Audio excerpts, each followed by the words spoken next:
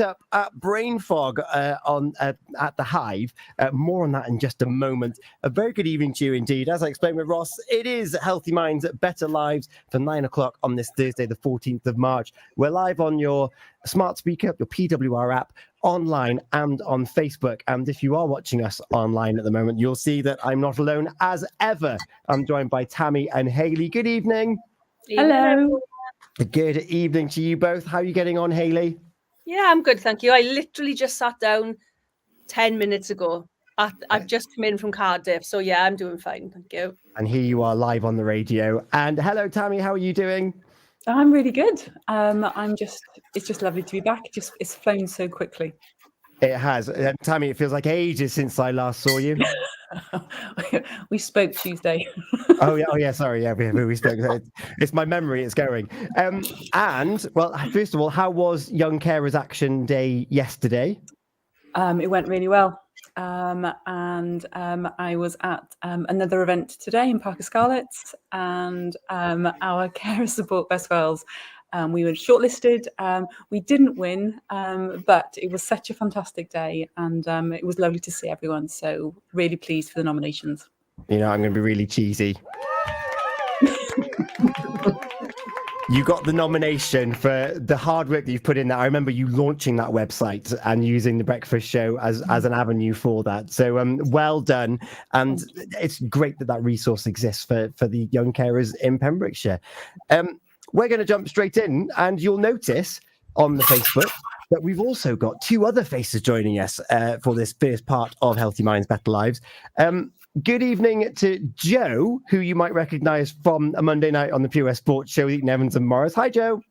Hello, how you doing? I'm very well, thank you. A different hat on this evening. Indeed, yeah, you haven't tuned into the wrong show. You're not listening to the sports show. But yeah, No. Hat on, but equally as important. I agree. And also a brand new face to Healthy Minds, Better Lives. We've got Heidi. Good evening, Heidi. Good evening. Good evening. It's so great to have you on Healthy Minds, Better Lives, and we are going to jump straight in. But first of all, if you're thinking, well, what else are they going to talk about this evening? We're going to be looking at National Days. We've got a love-hate relationship with National Days. And, well, Hayley has brought this to the fore. So when we come back after talking about brain fog at the Hive, we're going to be talking about, are they good? Are they bad? Do they have their benefits? What are your thoughts on it? Then we can discuss that in a bit more detail. And then something that Tammy and I have definitely talked about in the past, looking at the change of the seasons. The clocks are changing in a matter of weeks over Easter. And a lot of people think of seasonal affective disorder when it comes to December and the nights get dark. However, Tammy, there's a bit of a pressure when the evenings get on and now you've got to be on all the time. And yeah, of course I'll do that and I'll do that. And there's a bit more pressure comes on life when the sun comes out. Yeah, absolutely. It doesn't, the SAD doesn't just affect the darker months. It can happen all year round, and people can start panicking about what they need to do towards the summer, for example, those lighter evenings. So lots to talk about. Lots to talk about. So we're going to dive deep into that a little bit later on. And if you've got any thoughts about what we're going to talk about now, the menopause on National Days and on SAD, as it's usually known, then please do get in touch. You can comment live on Facebook. You can email us, studio@purewestradio.com. And of course, we're on the WhatsApp and the PWR app. The WhatsApp number is 01437 764455. Back to the menopause. I identify as a male. I am biologically a male. And it's typically not something that I've necessarily concerned myself with. But, well, as when I mentioned that off air, both Jo and Heidi were like, well. So we'll come round to that in just a second. But we talked about brain fog and we've been sharing the poster. Jo, this came about through you and your experiences with women that you've been playing sport with. So give us a bit of context as to how brain fog has come about. So basically, as you know, I do play quite a few sports, but also spend time with a lot of women, my sister, my mum in particular. And there are a lot of ladies of certain ages talking about how, they may have had a hot flush in the night, there's rage, there's all sorts of symptoms. And I thought, God, I need to know a little bit more about this, what's happening. So everybody around me is talking about it, how frightening it might be. But I found out very quickly that nobody really spoke to each other about it or necessarily had the support around the menopause. So naturally thought about setting up a group for people to be able to do that, to come together to talk about this awful thing that they're experiencing. And of course, some women don't experience it at all, and other women have an absolute nightmare, I think, is the only way to describe it quite politely. So yeah, and I think, you know, that's how the group came about. And then Heidi and I worked together in community regeneration for PCC. So we've developed a program now and a group that offers women an opportunity to be able to come together to talk about any issues that they might be having, but also to educate people that haven't experienced it yet or don't know what it is, or for young people living with mums or sisters that might be perimenopausal or menopausal. So that's kind of how it came about, and I'm glad that we did. Definitely educational. Yeah, just wanted to reiterate here, Tammy, Hayley, if you've got any thoughts or questions, please just butt in and shut me off, because I know that I'm going to go on motor mouth here, because it's not something that I've looked at. I am going to jump to Heidi first and say, so Heidi, Jo's brought you in. She's very persuasive. I know this from the Pure Sports show. What's been your role in helping set this up? I suppose because Jo and I work together, we were able to kind of bounce ideas backwards and forwards. And the important bit was Jo's at one end of the spectrum of the menopause, I'm at the other end. So it was about bringing our two perspectives together and looking at our experiences and people around us as well. That's the important bit. And I think certainly for me, my experiences, my mum, my aunties, my grandmother had all died by the time I was about 45. So I didn't have a point of reference. And you look around at your friends and you think, oh, I don't know, she's put on a couple of pounds. I wonder why that is, but you don't want to say. And, oh, she's looking tired. I don't know why that is. But it's because you don't realise what they're going through until you're going through it. So I think using kind of Jo as that point of, Jo wants to know, she wants to have her horizons widened and her eyes opened and get her head around it now. It was really useful for me because it made me realise what I've been through to share it with Jo. And then that's where we kind of thought about sharing it with other people as well. And off the back of that, it definitely has educated me. So the team that we work in is predominantly female, and everybody has had a very different experience. Obviously, the ladies that I play cricket with and tennis with, everybody's having a different experience. And you kind of hope that you know, if you are at the perimenopausal stage, that you cross your fingers and hope that you have the bare minimum symptoms. But it's so good to know what everybody's experiences are, because everybody is different. And at the group, actually, we have like 20-year-olds, 21-year-olds that are attending as well, because it's not only that, you know, educational for them what they might go through. It might be that, like I said, they're living with their mum or their sister or their auntie or a guardian, a carer that is experiencing those symptoms. And my mum, she won't mind me sharing this because I've shared it at the group, but my mum, you know, I think she went through a difficult time. My sister and I had no idea what was happening. And it was about 10 years ago, and we seriously considered which home we were going to put her in. We're like, we don't know what's wrong with her. She's a lovely lady. And all of a sudden she had this massive rage. And we were considering which home to put her in. But obviously now that we know a lot more, she's safe. She's not being carted off. So, but yeah, for those purposes, I think it's good. Yeah. Hayley, I'm going to bring you in at this point. Because there isn't a uniform pattern to it and it impacts everyone differently, I imagine that there's a lot of fear that can go along with that. Have you had any cases where people have come to you and you're like, I don't know what's happening, because they might be younger age than what they anticipated or expected? What's been your experience? From experience with working with clients, I don't have a great deal of clients who are struggling or say they're struggling with the menopause. It's mainly anxiety. But from my perspective, when I had depression, I was working with a therapist who was insisting it was menopause. But after working through all the emotional side of depression and all that kind of really deep-rooted emotional work, all the symptoms that I had at the time have gone. So my keen interest really is in figuring out how impactful our emotional life has been on the menopause and the symptoms of the menopause. So it's something I really want to look into, because I can't find any research on it.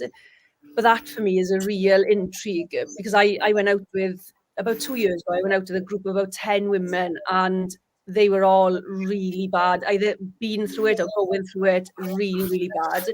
And I was the only one of the 10 of us to not go through it at all. Oh, wow. And Tammy, what's your experience, whether your own, if you're happy to share that, with family members and friends and relatives, or through your client base? I'm the same as Hayley in terms of not having experienced it with clients. I think it's such a taboo subject. It shouldn't be. And I think, for Jo and Heidi to have this group, this community of people, coming together, is, firstly, it's kind of just letting everyone know that it's okay to talk about it. Because I remember when I was growing up, you just didn't talk about it. And however my mum experienced it, she would have done it without that support, without that, the emotional network around her. And I think, as a teenager, being bombarded by hormones at the start of womanhood, in contrast to my mum, we probably were at loggerheads, but just didn't actually understand. So I think this kind of peer group is fantastic. I really do. One thing that strikes me, and there's something that I used to work on a male, like predominantly male project for men affected by cancer, is that there's always this conversation around men don't talk, and then men don't seek medical attention because they haven't needed to. And there was always this comparison between particularly young women. They start their period, they have their checks, they have regular checkups whilst they're in that childbearing age. And then I'm talking to 4 women now who have all got this experience of, we didn't know what was happening to my mum. I thought we were about to put her into a home. I was with friends and I didn't know what was happening to them. Heidi, why do you think that change happens between that childbearing age into typically a later age menopause? I think a lot of it's to do with your journey through, getting married, having children, settling down, whatever. But then you reach this thing where everything's starting to change. And I guess picking up on some of the points that Hayley's made, you don't know why they're changing. You seem to have almost lost control. And then that impacts on your self-esteem. And then you're not strong enough or brave enough or resilient enough to go, hang on, something's not right here. So I think in this day and age as well, we all have a little look at Google, don't we? And Google our symptoms, and we go from, oh my God, I've got some sort of cancer, I've got MS, and then you go, oh, it's all right, it's only the menopause. But I think because then we dismiss it as only the menopause because we think everybody's going to go through it, we don't take it seriously and we don't acknowledge it. And then that comes down to people not being brave enough to actually talk about it, because I suppose it's almost a little bit of shame as well, because your body changes so much, your mind changes so much. Jo will tell you, I'll be in the office starting a sentence, and then I just have to wait until I now have to, one of my strategies is to work through the alphabet to get to the letter that I remember what I was going to say or the name I was going to say. It takes some time, but I get there eventually. I mean, it'd be great if everybody I was talking about started with the letter A, but they don't. So sometimes I have to get all the way to Q or R or whatever. But I think that then is for me, it's about, well, I'm not coping. I'm a really strong, independent woman. All of a sudden, I'm not coping. And it's nothing to do with me. It's to do with my body changing. But we need to be more open about it. Yeah, like not being able to remember the end of the sentence that you started, particularly if you've been an active and a hardworking person, you've never had to second guess yourself before, and all of a sudden you are. There's a key word there that you mentioned, shame, which we've talked on the show before. And I suppose because the symptoms are so varied and on a massive scale, where some people might have very minor symptoms, even though relatively minor, because to that individual, it's still something that's different to the norm. And then you've got other people, using Jo's example, they're turning into rage. It's like, well, how can you talk about the fact that you've become a rageful monster? And I suppose, Jo, that's where brain fog has become such an open door to allow people of all symptoms of whole scale to come together. Oh, absolutely. And I think that was the aim of setting this group up, is that, setting up a community of women that just feel comfortable in each other's company, and there's something for everybody, really, because, well, what we try and do, we try and get guest speakers in, but there's not always going to be guest speakers in every session. It's just like a safe space for women to be able to come in and talk to each other and not feel judged in any way, shape or form, but to learn from each other as well, and to know that actually it's okay if you're experiencing these symptoms. And, you know, it might be that that person had a bad day in work. It could be that maybe the employer isn't very supportive or understanding. And I think we're still in that developmental stage of people accepting the fact that, you know, menopause happens, doesn't it? And people go through the menopause. But it's about, for me, it's about making sure that people feel supported to be able to talk about it, and that they're not alone. And I mean, it only happens once a month at the moment. But it's just a safe space that people can come into and, you know, have a giggle and have a giggle about a situation that can actually be quite horrifying at times. And, you know, to know that, you know, it might be somebody that lives alone, or it might be somebody that lives with a husband and all males in the house. You know, everybody's in a different situation, where actually you just need a bit of time to be able to speak to somebody that understands. And like I said, we're not medically trained. Heidi and I run the sessions, but we try and base it, you know, on humour as well, so that people do feel comfortable. And that's what it's all about for us. Yeah. Tammy, you've been having a think about some of the types of questions that might come up in a session. So if you want to give it a flavour of those, hopefully Heidi and Jo will be like, yeah, we've had conversations around this in the past, or oh, that's a new one, we'll consider that for future sessions. So give us a flavour, Tammy, as to some of the thoughts that have crossed your mind. Well, you know, just thinking about it as you're talking now, like the Menopause Club is like a really big one. It's across the world. And I'm just thinking, like with your group, just the simple conversations with others, just to kind of reinforce that what's happening to someone is similar to what's happening to others. I mean, do you have questions, for example, about when will it start, or will it ever end, or how do you know if it has started? Like really basic questions that I imagine go through a lot of people's minds. I suppose we just, that comes up in conversation. We just talk about it. We encourage conversation, and we'll normally start with a humorous story about something that Jo or I have done, because between us, you know, we tend to have, it's a bit of a car crash really. So, you know, as an example, a couple of weeks ago, I'm on HRT, but I'd forgotten to stop. I'm on a cycle, so I'm supposed to take it for 12 days. I'd forgotten to stop taking it because I've got brain fog, so I don't remember things. You know, it's all of those. But if you can find a bit of humour in your story and share it with others, it kind of opens that dialogue and that discussion. And that's when we have got 20, 21-year-olds in the group who'll go, oh, hang on a minute, when will that start? And that's when it all comes tumbling out, really. So it's about making it as informal as possible, using humour and being able to laugh at our experience and laugh at our hiccups on the way, I suppose. I think that's great though, because to share adjacent stories. People like that because they're real stories. It's not just from a textbook. You know, it's people that are living it, and I think that's really empowering for other women.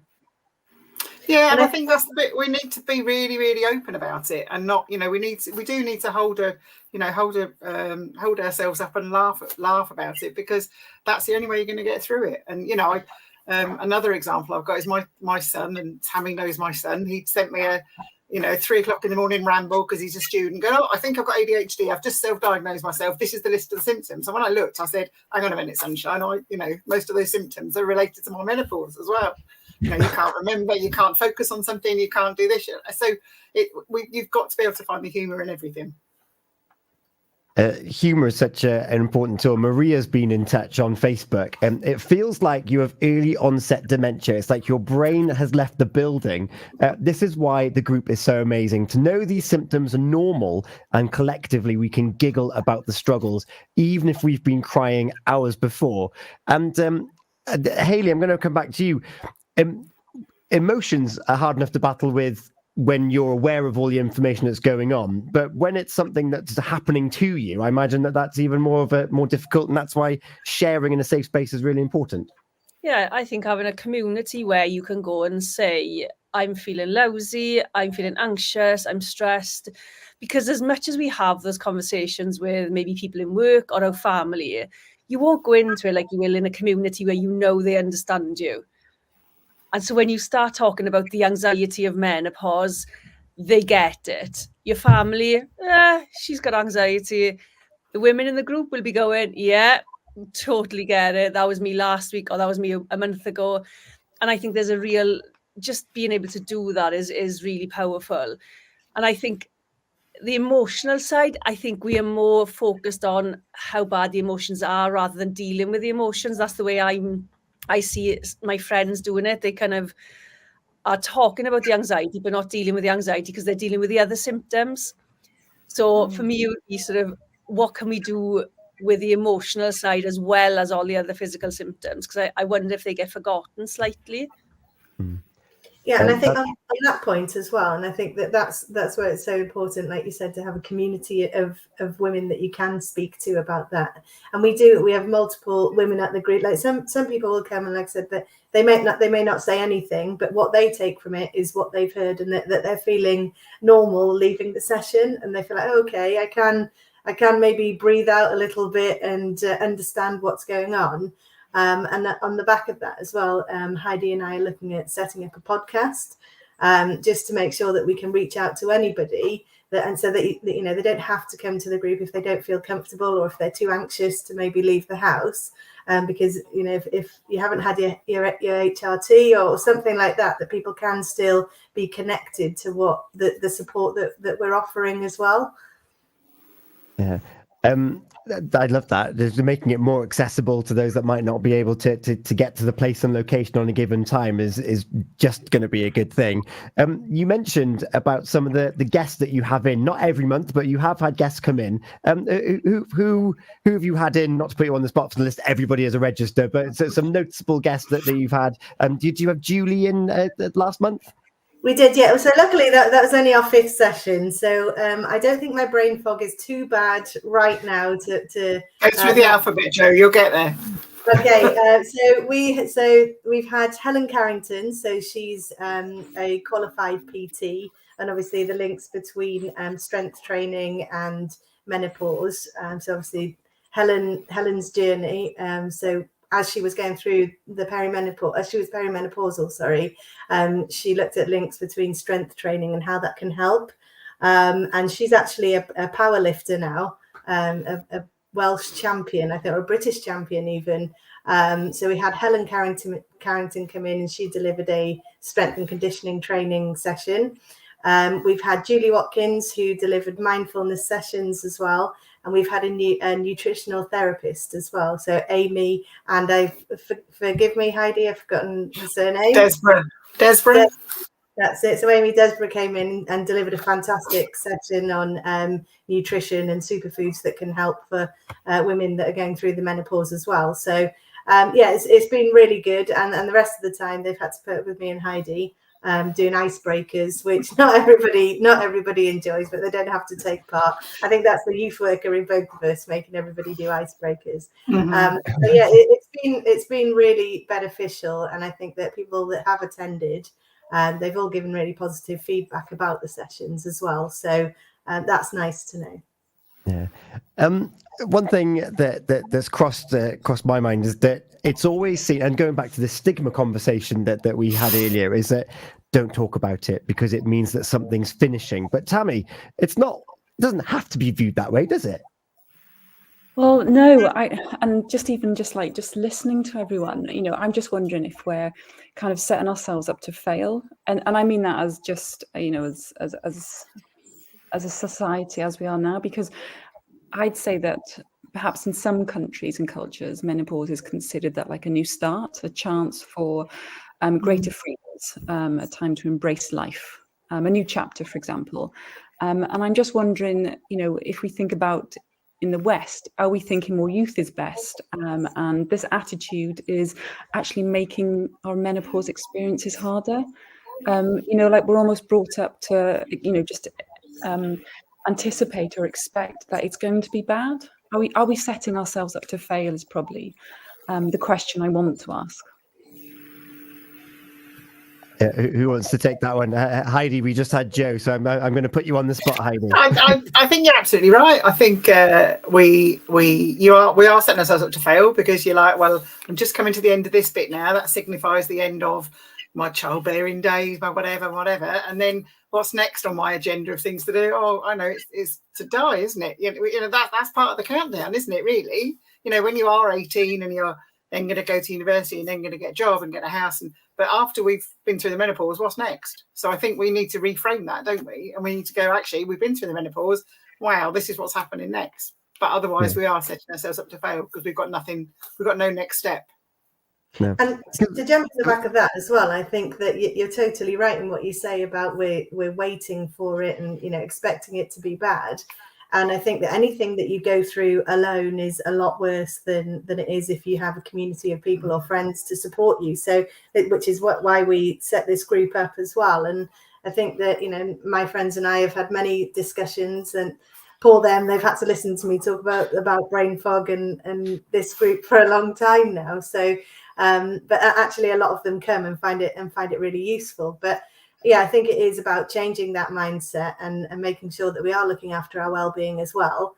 And I think that women that have been through it can, with them giving back and really explaining what happens and how to deal with things, potentially can really help those that haven't experienced that yet and prepare you for what is to come and whatever that might look like. Yeah. Because what is the average age of menopause symptoms starting to occur in typically women? What's the average age? I think it's around 45. That tends to be the average age, but obviously, that's a big window. And for some people, it can just be a couple of years. Some people it can be 10 years. In fact, we had it as one of the quiz questions in the last. So, as Jo said, we like to do it at Icebreaker. So I think that we did a menopause quiz last time, and it's around 45. And then one of those random facts as well is women in Japan have less serious symptoms because of the amount of soy in their diet. There we are. Oh, wow. And actually, this evening, there was a lady, I've been at bingo before this. There's a lady at bingo who I also play tennis with that told me that there's a cake recipe out there that she is going to share with me.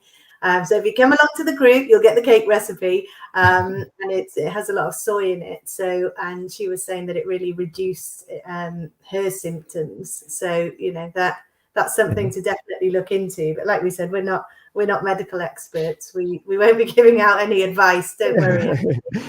But you might get a tasty cake out of it. Indeed, and it's interesting to know to find out what has worked for different people as well.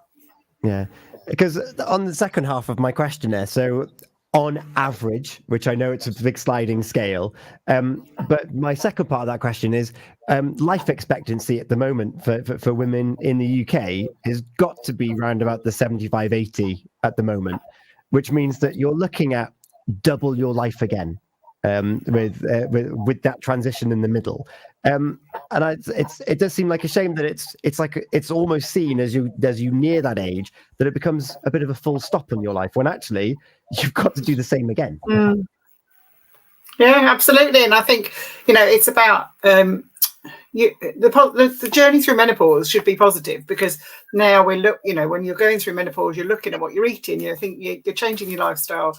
You're looking at engaging maybe more physical activity, and there's a link between strength and conditioning training, that type of stuff as well. So actually, we need to be planning to do all of that once we've got through it. It's not just, we've got through it, we can stop doing all that nonsense now and go back to eating chocolate. Well, if we've made those lifestyle changes, why not carry on and embrace them? As you say, we've got a whole lot more living to do after the menopause, haven't we?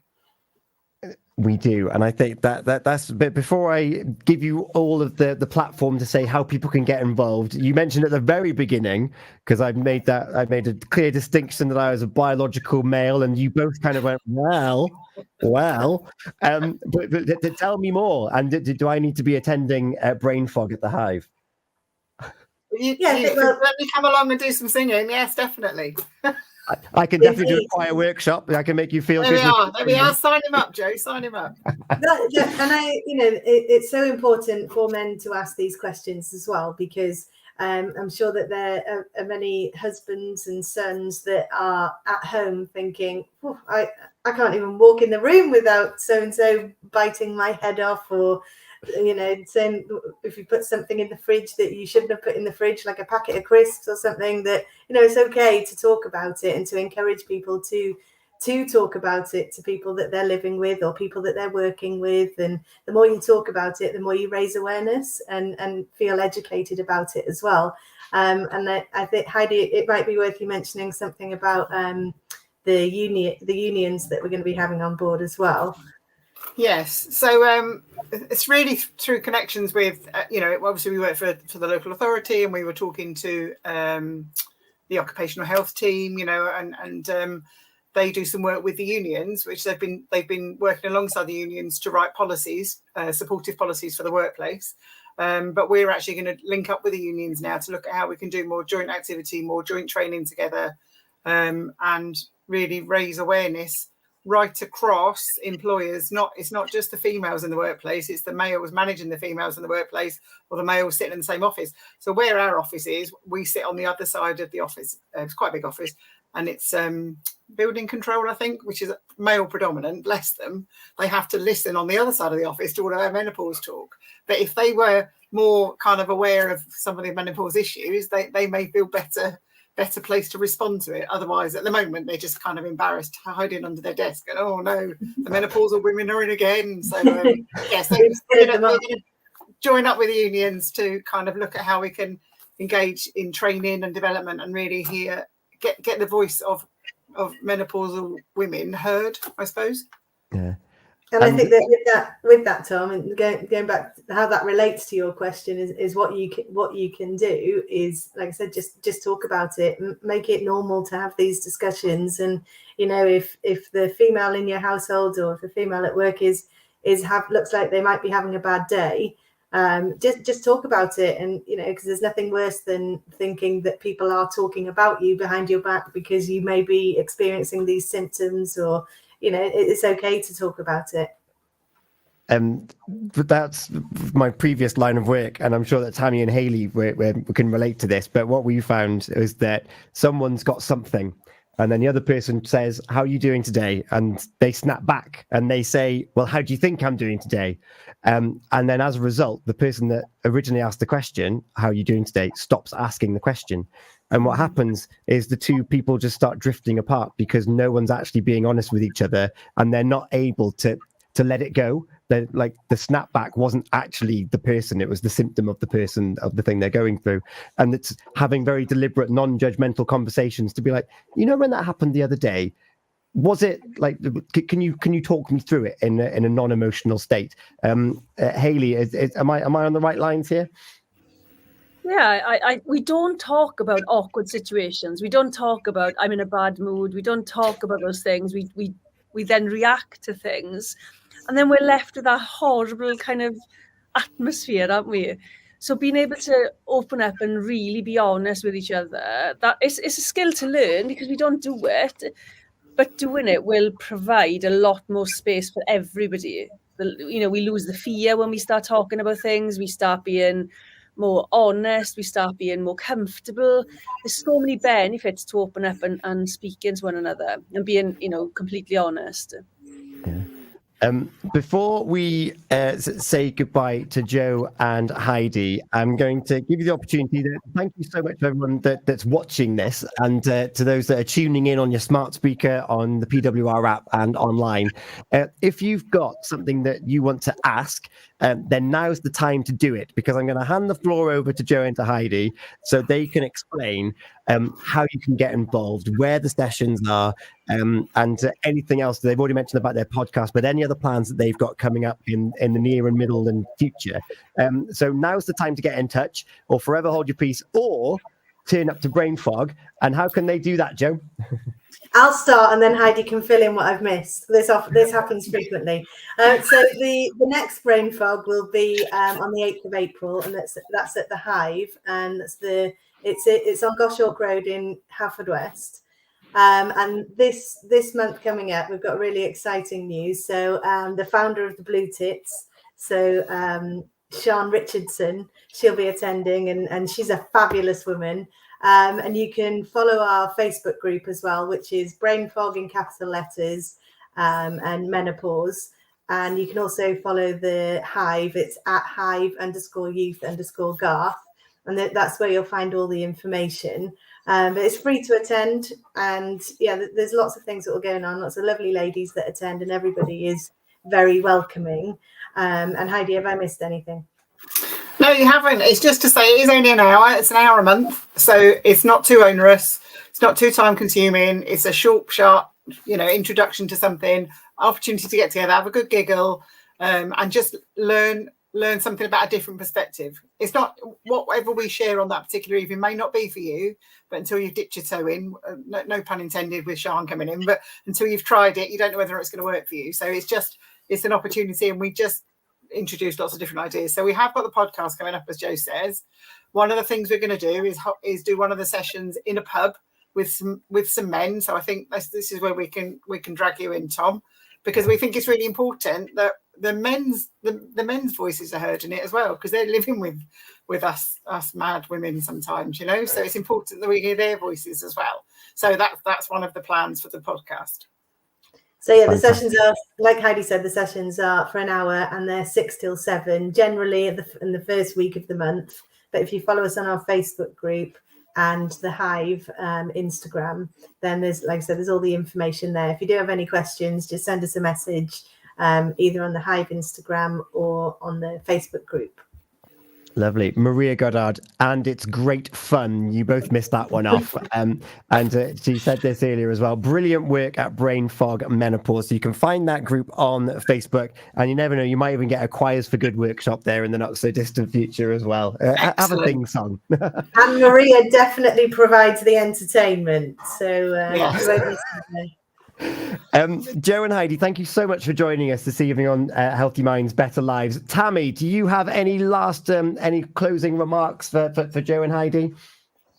Just, it's a great project. And, menopause, it shouldn't be seen as a time to dread or to navigate in silence. And I think you bringing women together and empowering people in that community is fantastic work. So well done.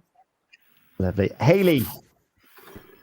I love the intergenerational stuff. I love the fact that you've got people in their 20s, people in their 40s, people in their 50s, whatever age you've got. That, for me, is key. I think we need so much more of that.